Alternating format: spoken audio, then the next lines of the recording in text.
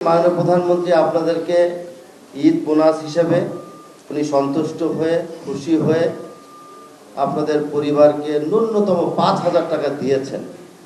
আপনাদের পরিশ্রমের কাছে এই ৫,০০০ টাকাটা হয়তো বা কিছুই নয়।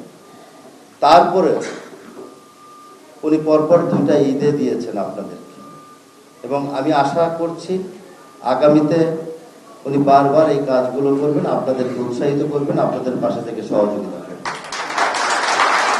তো আমাদের বলার একটা উদ্দেশ্য হলো পুরো ঢাকা শহরটা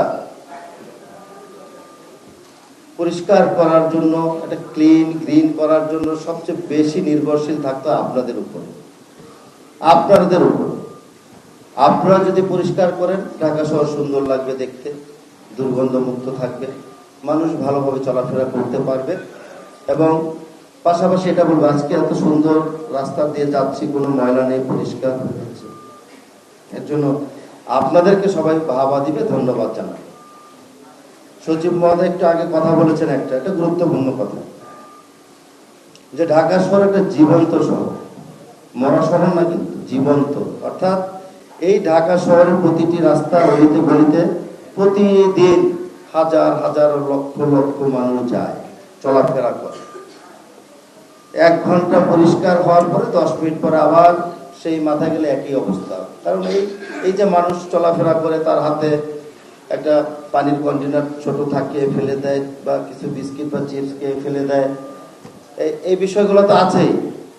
কিন্তু এগুলো থাকলে কি হবে? আমাদের কি থেমে যেতে হবে? আমাদেরকে একটু পরিষ্কার করতে হবে। আমার কাজে এটা, আমার পেশা এটা, এটাকে নিয়ে আমাদেরকে চলতে হবে। তারপরও আজকে সাংবাদিক বন্ধুরা আছেন, আপনাদের মাধ্যমে আমি ঢাকা উত্তর সিটি কর্পোরেশনের আমার প্রিয় নগরবাসীর কাছে একটা আহ্বান করব, অনুরোধ করব, যে আমার পরিচ্ছন্নতা কর্মীরা সকাল সকাল বের হয়ে তারা রাস্তায় কাজ করে, আমরা আপনাদের সহযোগিতা চাই। ঢাকা উত্তর সিটি কর্পোরেশনের প্রতিটি বাসার, প্রতিটি নগরের সদস্যদের সহযোগিতা কামনা করছি। আগামী দিনে ঢাকা উত্তর সিটি কর্পোরেশনকে গ্রিন ঢাকা এবং ক্লিন ঢাকা উপহার দেওয়ার জন্য নগরবাসীর সহযোগিতা ছাড়া আমাদের কোনো বিকল্প নেই। আমরা আমাদের কাজ করব, আমাদের কাজ অব্যাহত থাকবে, আমরা চেষ্টা চালিয়ে যাব। ইনশাআল্লাহ আশা করি নগরবাসী আমাদের পাশে থাকবে। নগরবাসী আমাদের পাশে থাকলেই সকল কাজকে আমরা সফলভাবে শেষ করতে পারব। তো আজকে কষ্ট করে আসার জন্য আপনাদেরকে ধন্যবাদ জানাই, অগ্রিম ঈদ মুবারক জানাই। ঈদের দিনও আপনাদের সাথে আমার দেখা হবে, ঈদের পরের দিনও ইনশাআল্লাহ আপনাদের সাথে দেখা হবে। বৃষ্টির সময় তো আপনারা রাস্তায় থাকেন, তাই না?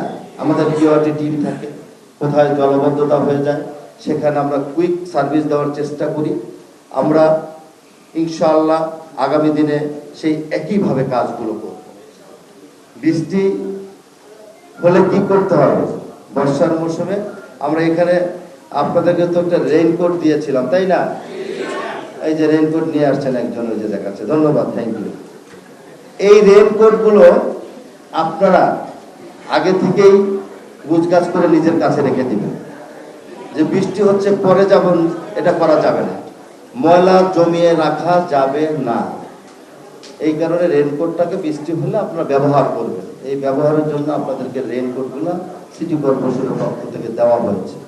হয়তোবা আমরা আরো কিছু দেওয়ার প্রয়োজন ছিল, আমরা আস্তে আস্তে করে আমাদের চিন্তায় আছে। আমরা আপনাদের সুরক্ষার জন্য, স্বাস্থ্যের সুরক্ষার জন্য আমরা যাবতীয় যে পদক্ষেপ নেওয়ার দরকার সামনের দিনগুলোতে আমরা সেগুলো আমরা পর্যালোচনা করব।